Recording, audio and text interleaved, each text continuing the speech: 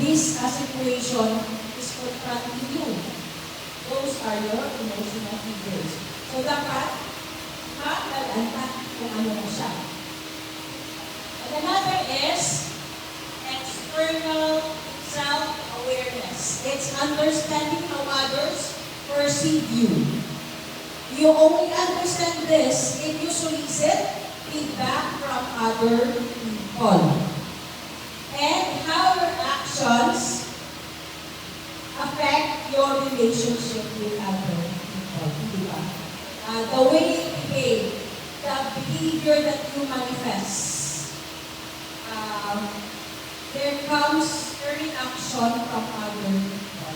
So, ang is ay, ako po, kahit sila na nangyayari sa akin out.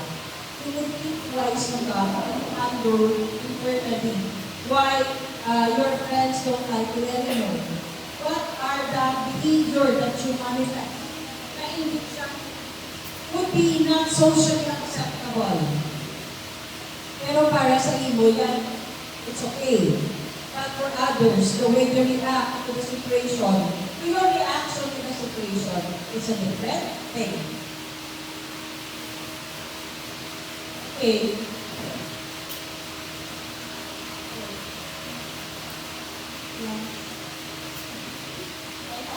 You don't need to know that. Okay. What are the basic of knowing ourselves is the schema of self-knowledge. The very basic of that is that to carry window pioneered by Joseph Long and Harry Nottingham. So, ako na ang ngalan niya is Harry Window. According to Harry Window, we have 4 quadrants of ourselves. How do you come across this sa inyo junior high school? Wala idea what Harry Window is? Wala eh. Kasi sana nakaka-ads grades. Wala eh. This is new to you. Okay. So may 4 quadrants ang self-tap or windows. The first one is the open cell. It is also known as our open area.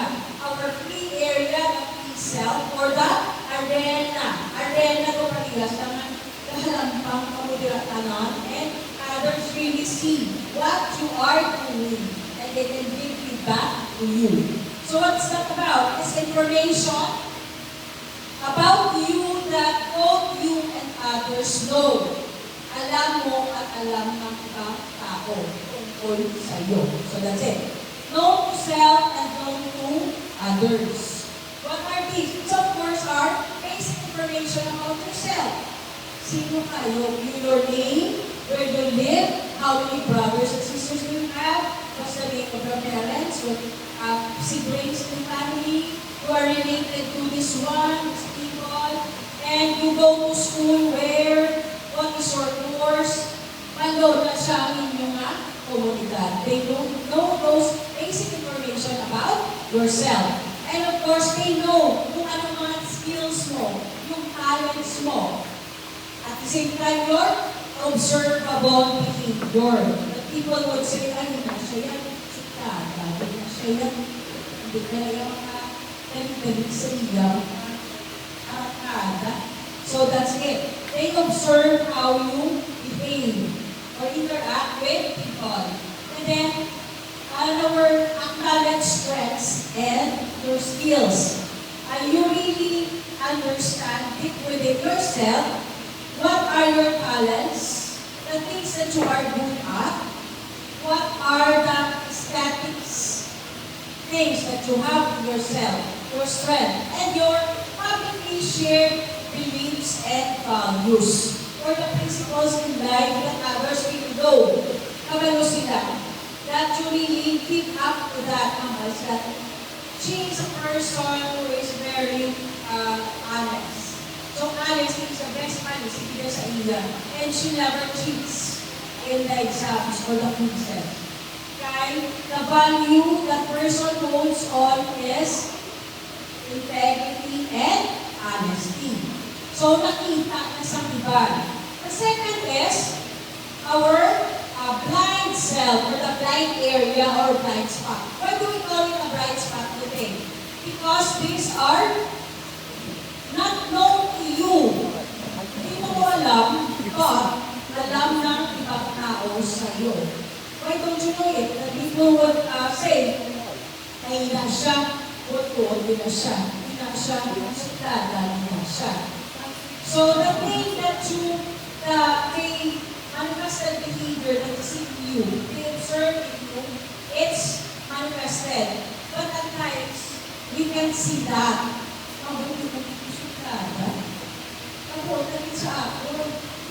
And that's why you need to solicit feedback from other people. And it is also learning from them. That's why if there are positive criticisms, you have to accept it. And make it an inspiration to find a better version of ourselves. Hindi na kayo, you don't kita.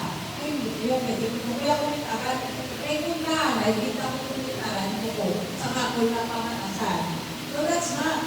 We should invite constructive criticisms, positive criticisms. And these are our personality flaws, marami. You may not see it, but others observe that in how you behave. And unrecognized habits and mannerisms is kung nag-ahambal ka, parehas, habits and mannerism. I used to,